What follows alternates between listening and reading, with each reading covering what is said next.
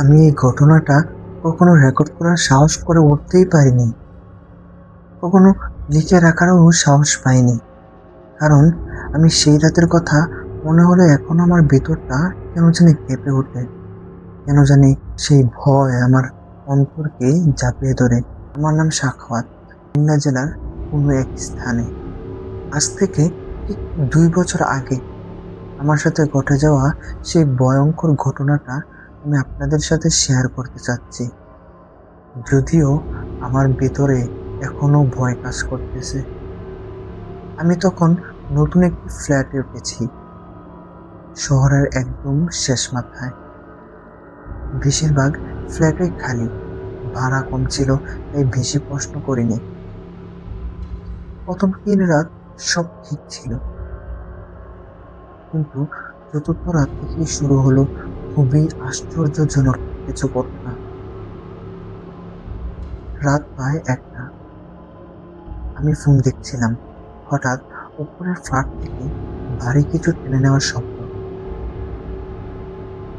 যেন কিছু একটা ভারী জিনিস টেনে নিচ্ছে। ভাবলাম নতুন কেউ উঠেছে হয়তো, তেমন একটু গুরুত্ব দিলাম না। কিন্তু শব্দটা থামলই না।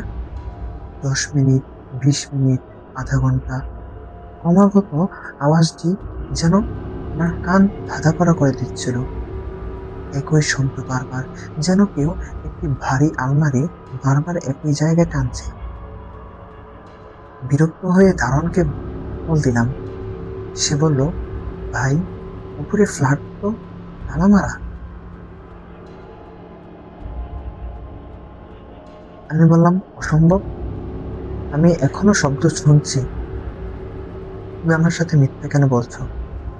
সে কসম খেয়ে বলল, ওই ফ্লোরে কেউ থাকে না। কিন্তু আশ্চর্য বিষয় হলো, তখনও শব্দ চলছিল। আমি আর কথা না বাড়িয়ে ফোন কেটে দিলাম। প্রথমবার বুকের ভিতর অস্বস্তি ঢুকে গেল। কেন জানি নিজের ভিতর একটি ভয় কাজ করতেছিল। ওই রাত্রে কোনো মতে পার হলাম। কিন্তু আসল ঘটনা শুরু হলো পরের রাতে। রাত ঠিক 3টা 45 মিনিট।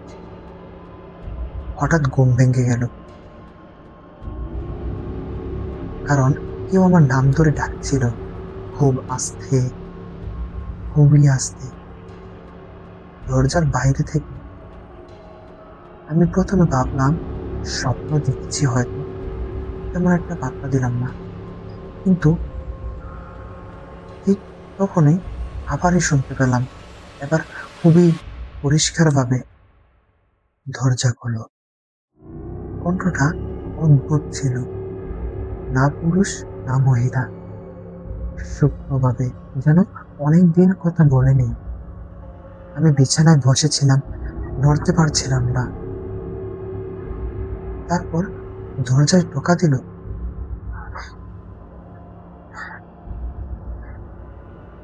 একদম ধীরে, যেন জানে আমি ভিতরে জেগে আছি। আমি সাহস করে দরজার কাছে গেলাম, দরজার ছিদ্র দিয়ে তাকালাম। কিন্তু আশ্চর্য বিষয় হলো, করিডোর খালি, কিন্তু শব্দ এখনো থামেনি। দরজায় আওয়াজ, খটখটানি আওয়াজ এখনো চলছে।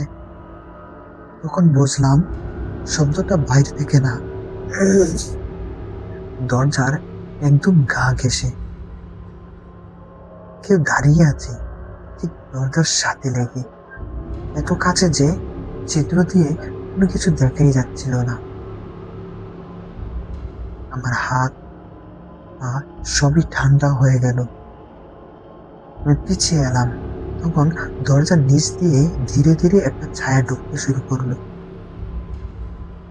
আলো বন্ধ ছিল না, তবু ছায়া নড়ছে, যেন বাইরে কেউ হাঁটছিল।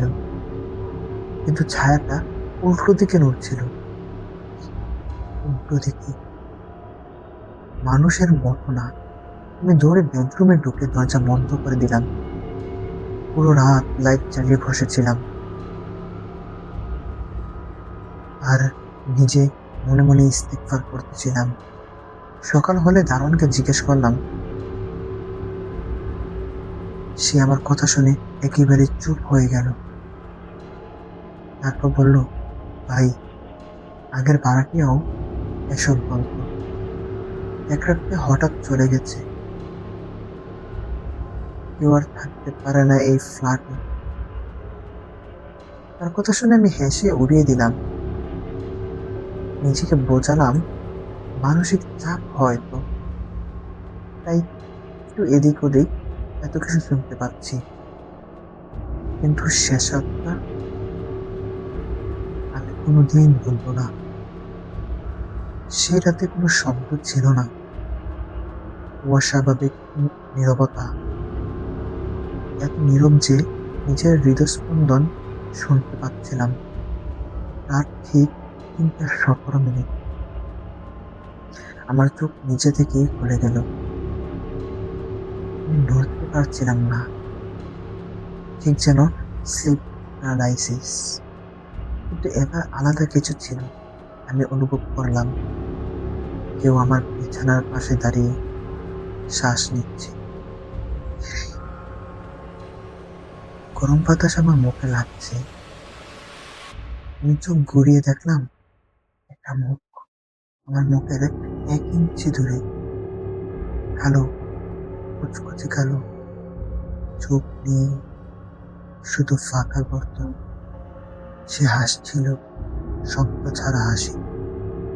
তারপর ফিস ফিস করে বলল, এখন বুঝলে কেন কেউ থাকে না এখানে?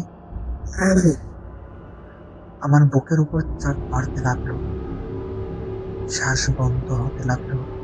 মনে হচ্ছিল আমি মারা যাচ্ছি। শেষ জিনিস যা মনে আছে, সে আমার কানে বলেছিল, তুমিও থাকবে না। সকালে আমি হাসপাতালের বেডে জেগে উঠি। আমাকে নাকি প্রতিবেশীরা করিডোরে অজ্ঞান অবস্থা পেয়েছিল। দরজা খোলা ছিল। আমি নাকি সারা রাত বাইরে দাঁড়িয়ে দাঁড়িয়েছিলাম, দরজার দিক মুখ করে হাসছিলাম। আমি সেই দিনই ফ্ল্যাট ছেড়ে দিই। কিন্তু আজও মাঝে মাঝে ঘুম ভাঙে রাত 3:17। আর আমি পরিষ্কার শুনি আমার দরজার বাইরে ধীরে ধীরে কেউ যেন টোকা করছে, ধীরে ধীরে কেউ যেন টোকা মারছে।